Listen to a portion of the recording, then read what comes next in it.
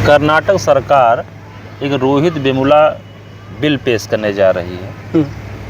इस बिल का उद्देश्य क्या है? क्या असर पड़ेगा समाज पे? क्या उपयोगी है देश के लिए? या सरकार अपनी पुराने चरित्र को दोहराना चाहती है?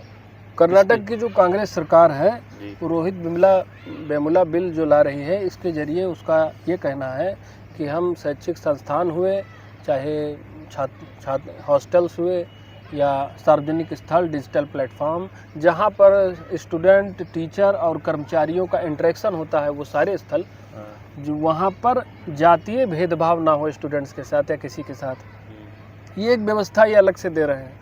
हमारा प्रश्न है, हम लोग पूरी तरीके से समाज को वर्गीकृत करके और उस वर्गीकृत समाज के लिए अलग अलग कानून व्यवस्था या कोई भी व्यवस्था बनाने के पक्षधर नहीं है। इसका हम प्रबल विरोध करते हैं, प्रचंड विरोध करते हैं।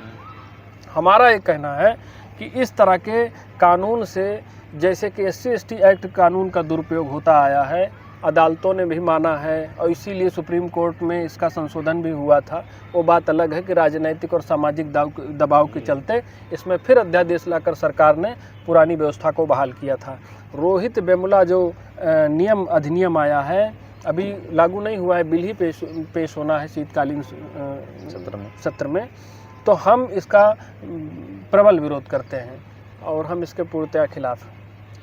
देखिए, रोहित वेमुला का जो बिल आ रहा है, इस प्रकार के तमाम सारे नियम पहले बनाए गए हैं, कानून बनाए गए हैं।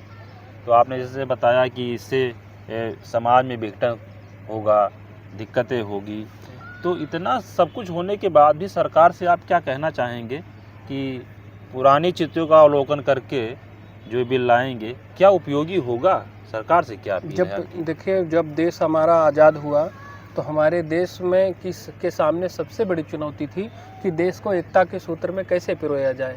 तो हमने देखा कि भाषाई आधार पर संघर्ष हुए, राज्यों का गठन हुआ। हमने देखा कि जातीय संघर्ष पनपा। हमने देखा धार्मिक आधार पर हमारे देश में कैसे रक्तपात हुआ। उस अतीत से अगर हम आज ये नहीं सीख पा रहे हैं कि हमें आज के भारत को कैसे चलाना है, क्या हमें ये नहीं जानना चाहिए कि विभिन्न वर्गों में बटा हुआ समाज, भारतीय समाज कैसे वैश्विक स्तर पर अपने आप को स्थापित करेगा? अगर हम सांप्रदायिक संघर्षों में ही उलझे रहे तो कैसे हम अपने आप को आगे ले जाएंगे? ये तो वही बात हुई कि करना धरना कुछ नहीं, लेकिन हमको विश्वगुरु बनना है, वैश्विक स्तर पर अपने आप को बड़े बड़े पदों पर आसीन कर लेना है, वो भी कहाँ, कपोल कल्पना में। तो ये जो आपने पूछा कि क्या ज़रूरत थी, हमारे यहाँ BNS है, एक कानून व्यवस्था अगर बन गई है सबके लिए, और उसमें भी अगर देखा जाए, एनालिसिस किया जाए, तो उसमें भी तमाम खामियां हैं, लूप होल्स हैं। हमारा जो न्याय तंत्र है, जुडिशरी की हालत आप देख ही रहे हैं। कोई अपराधी जुडिशरी की सुस्त व्यवस्था का लाभ उठा करके अपना जीवन काट लेता है, यहाँ से चला जाता है, उसको सज़ा नहीं मिलती है। तो जब हमने इतना दंश झेल लिया है, तो अब तो आज के भारत को एकता और अखंडता के सूत्र में मजबूत करने का, पिरोने का काम करना चाहिए सरकारों को। जो काम अंग्रेजों ने किया कि जैसे पाओ बांट छांट करके इनकी अपनी व्यवस्था चलाते रहिए। आपका मतलब ये है, कर्नाटक सरकार से सीधे आप अपील कर रहे हैं कि ये जो अधिनियम ला रहे हैं, गलत ला रहे हैं, नहीं लाना चाहिए, नहीं होना चाहिए, ये नहीं होना चाहिए।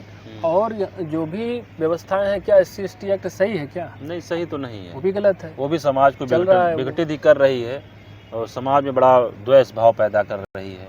और आजकल इधर तो जो देखा जाए, इधर 20-25 सालों में तो ज़्यादा दिक्कतें हैं, कुछ ज़्यादा जागरूक लोग हो गए हैं, तो लोगों को फंसाना और उसका दुरुपयोग करना, यही सब चल रहा है। तो ये नहीं होना चाहिए।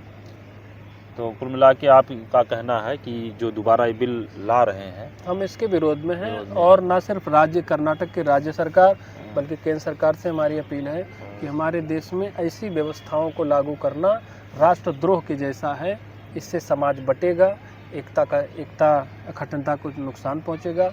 इसलिए एक व्यवस्था लागू कीजिए जो सबके लिए एक जैसी हो, समदर्शी व्यवस्था होनी चाहिए।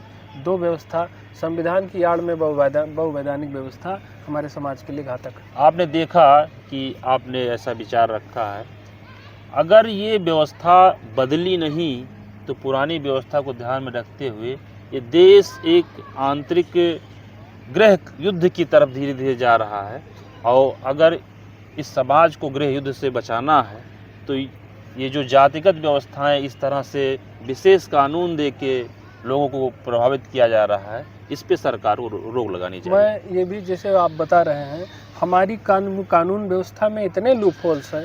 एक तो स्लगिश जुडिशरी हमारी, जो हमने नियम कानून बनाए हैं उसमें लूपहोल्स इतने।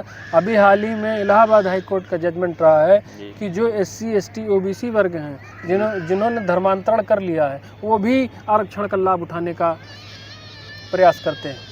अच्छा। अपनी आइडेंटिटी छुपा करके। तो अगर आप धर्मांतरण कर चुके हैं तो दूसरे धर्म में जा चुके हैं, किस तरह से आरक्षण आपको दिया जाना चाहिए?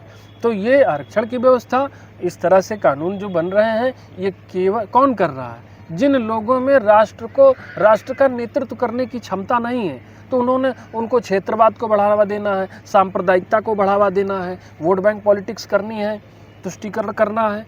क्योंकि नेतृत्व करना, उसके लिए समाज का सुधार करना और समाज को तोड़ मरोड़ करके अपने फायदे के लिए इस्तेमाल करना, दोनों में बहुत फर्क होता है। और ये कांग्रेस का चरित्र आज का नहीं है, हमेशा से कांग्रेस ने समय समय पर अपने इसी चरित्र का परिचय दिया है।